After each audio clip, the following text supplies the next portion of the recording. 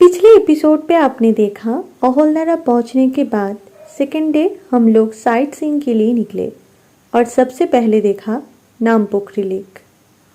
अब आगे।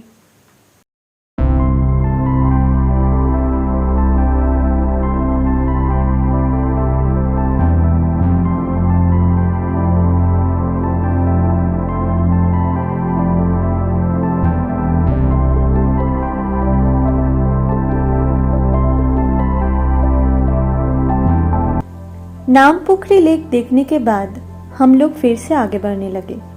साथ ही साथ चल रही थी नीला आकाश और हरा पहाड़। रास्ते पे एक जगह रेशन लेने की लाइन लगी थी। घर पे जिन पौधों को बचाने के लिए पेस्टिसाइड फर्टिलाइजर दे दे के हाथ की बैंड बज रही थी, वहां पहाड़ पे वैसे ही हर एक जगह पे फूलों की लाइन लगी हुई थी। ऐसा होता है पहाड़।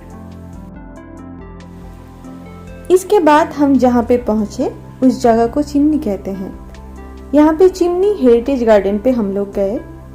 यहाँ पे पर हेड 10 रुपीज थी टिकट की कीमत। वैसे तो गार्डन बहुत अच्छी है क्योंकि मुझे फूल बहुत अच्छी लगती है और यहाँ पे बहुत सारे फूल थे। इस जगह को चिमनी इसलिए कहते हैं क्योंकि 100 साल पहले ब्रिटिश पीरियड पे फर्स्ट वर्ल्ड वॉर के टाइम यहाँ पे एक चिमनी बनाया गया था जो कि 24 फुट ऊंचा है। इसलिए इस जगह के नाम भी चिमनी रख दिया गया और इस पर्क पे वो 100 साल पुराना चिमनी आज भी सर उठा के खड़ा है।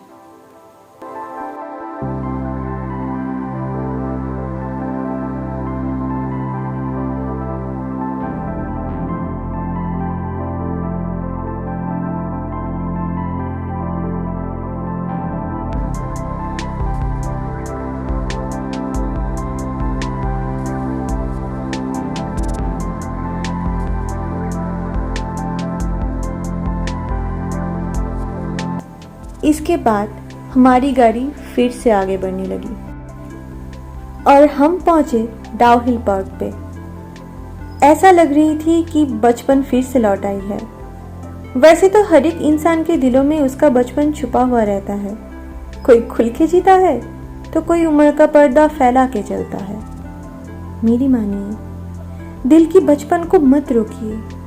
कोई क्या कहेगा ये सब मत सोचिए। जब तक जिंदगी है उड़ान भरते रहिए। फिर हम पहुंचे डाउ हिल चर्च। एक नेक दिल इंसान वैसे ही हम लोगों को आसपास के बारे में जानकारी दे रहे थे। फिर हम आगे बढ़ने लगे। डाउ हिल चर्च को बहुत लोग हॉन्टेड प्लेस भी कहते हैं। जगह बहुत सुनसान थी। चारों तरफ सन्नाटा छाया हुआ था, पर शायद धूप की वजह से हमें कोई भी हॉन्टेड वाली फीलिंग नहीं हुई। ये चर्च टोटली अबंडन्ड है, पर उसके बगल पे एक स्कूल है, विक्टोरिया बॉय स्कूल। इस पूरे जर्नी पे जो हमारे साथी थे वो है दिलीप भैया। कहा जाता है पहाड़ पे आपके गाड़ी का ड्राइवर ही आपके भगवान होते हैं और हमें ड्राइवर नहीं भैया मिल गई। जब कभी भी आप नॉर्थ बंगाल जाओ, आई हाईली रिकमेंडेड दिलीप भैया। इतनी अच्छे इंसान मैंने ज़िंदगी में बहुत कम देखे हैं। ड्राइविंग पे भैया माहिर तो है ही, बहुत अच्छे गाइड भी है वो। स्पेशली जो जगह टूरिस्ट स्पॉट भी नहीं है वहाँ पे भी वो हमें लेके गए। ऐसा लग रहा था हम दोनों उन्हीं के घर पे गए हैं और वो हमें अपना घर घुमा के दिखा रहे हैं।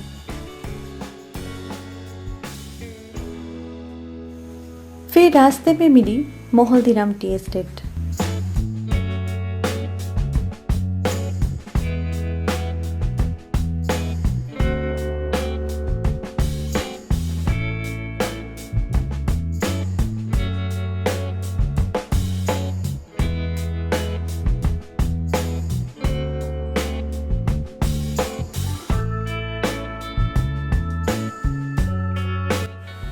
लौटने के टाइम दिलीप भैया एक ऐसी जगह लेके गए जहाँ पे अगर वो हमें नहीं लेके जाते तो मोमो का टेस्ट इतनी भी अच्छी होती है पता ही नहीं चलता। जगह का नाम तो मुझे मालूम नहीं, पर बगोड़ा और माना मोड़ के बीच ये जगह आपको अगर नज़र आए तो मोमो प्लीज़ ट्राई करना।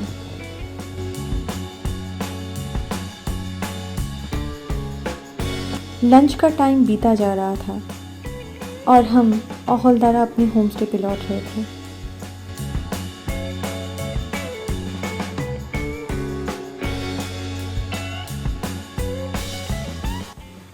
ये थी हमारा लंच। वैसे तो बहुत फैंसी खाना हमें यहाँ पे नहीं मिली। दिन में अंडे और रात पे चिकन थी, सब्ज़ी दाल ये भी थे। पर हम बहुत सारे लोग एक साथ यहाँ रह रहे थे और चारों वक्त का खाना सिर्फ ये दोनों मिलके बना रही थी, तो इससे ज़्यादा हम एक्सपेक्ट भी क्या कर सकते थे। आपका नाम बताइए। सुस्मिता। आप यहाँ के रहने वाले हैं? हाँ, कहाँ रहते हैं आप? हम लोग उधर।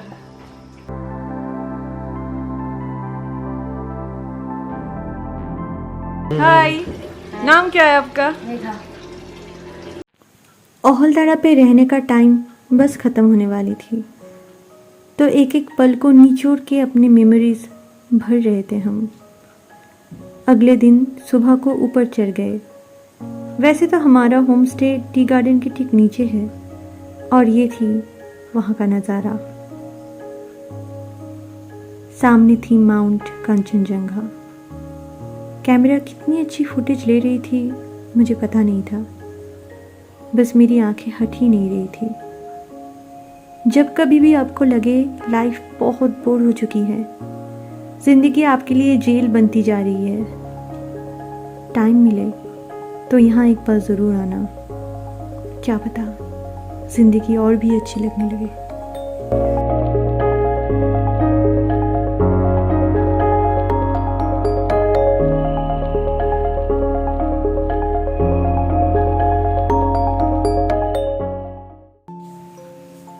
दिल बैठी जा रही थी, अहोलदारा छोड़ने का मन ही नहीं कर रहा था।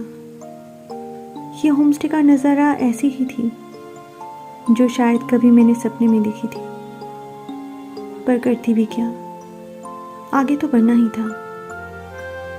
तब क्या पता था ज़िंदगी और एक हसीन मोड़ लेने वाली है। अहोलदारा बस इतना ही। अगर आपको अहोलदारा ज़रा सी भी पसंद आई हो तो लाइक, कमेंट, शेयर करना मत भूलना और सब्सक्राइब करके बेल बटन को ऑन रखना, क्योंकि आने वाली संडे राय किशोरीज आपको सपनों की दुनिया में ले जाने वाली है।